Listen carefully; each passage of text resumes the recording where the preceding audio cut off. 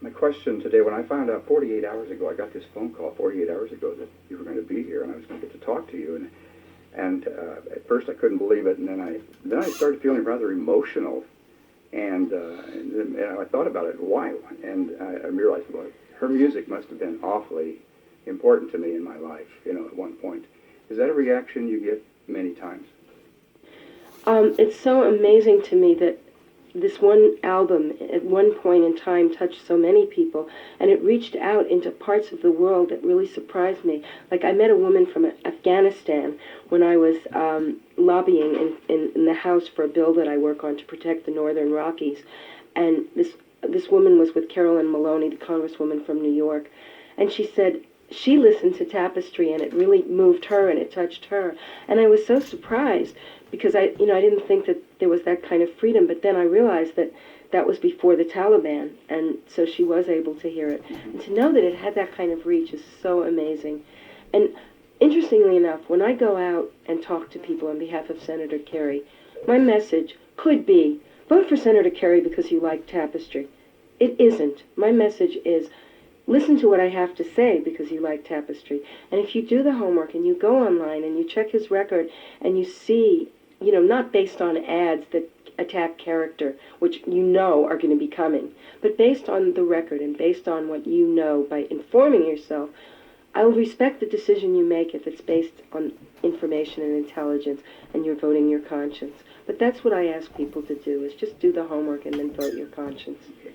Just for fun, here's a fun question, I think. If I were to ask you to close your eyes for a moment, you don't really have to, but if you close your mind's eye, I'm going to say two words, and then you just give me a sentence or two, a reaction. Memory. Brill Building. Okay, here's a good one for you. I didn't write in the Brill Building. The Brill Building is an actual building. It also represents a state of mind or a state of the music business, the Brill Building era. I actually wrote in 1650 Broadway. So you see how information can get out and not be accurate. But now you have the real scoop. What writers might have written in this building at this time you were writing? Jeff Barry and Ellie Greenwich. Who else was in there?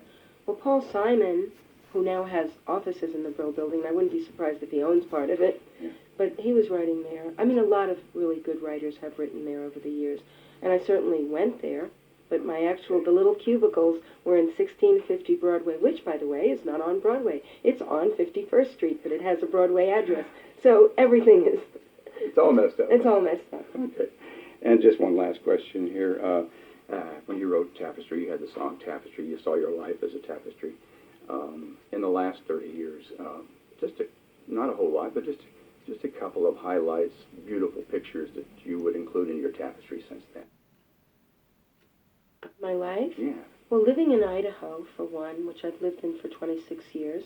I grew up in New York.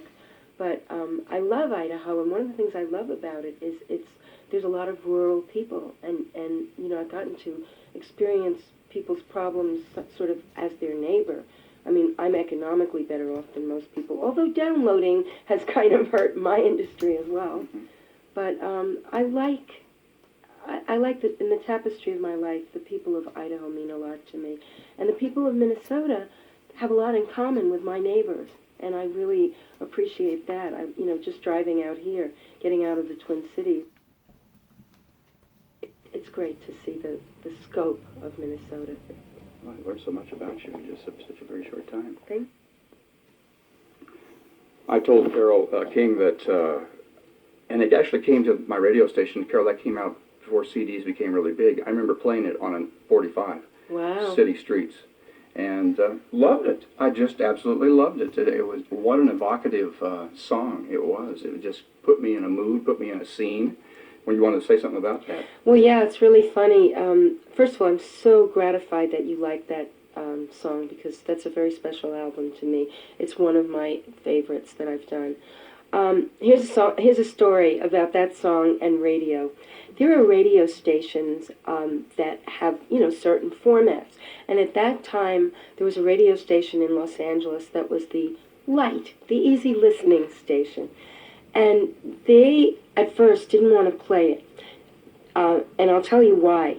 the guest guitarist on City Streets was Eric Clapton. And he played a really rockin' guitar, and he was, after all, Eric Clapton. But they deemed that that rockin' guitar solo was too rockin' for their radio format. So they agreed that they would only play it if I could deliver them a mix without Eric Clapton. I just thought that's so telling as to, you know, how people get in boxes, you know. Yeah. How can you eliminate Eric Clapton? But you played it. Yes, I did. You didn't eliminate Eric No, I Clapton, did and I not. thank you, and so does he.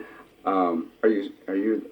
I would assume that you're probably the type of person still that you can dial up almost any musician in the world and say, if you got a couple of days next week, I'm doing something, would you come over and play guitar for me? You know, that has been one of the most rewarding aspects of my career, and the fame that I've achieved is truly that I can call anybody. I mean, when I called Eric and said, will you come and play on my album? I was like, you know, sure, when, where?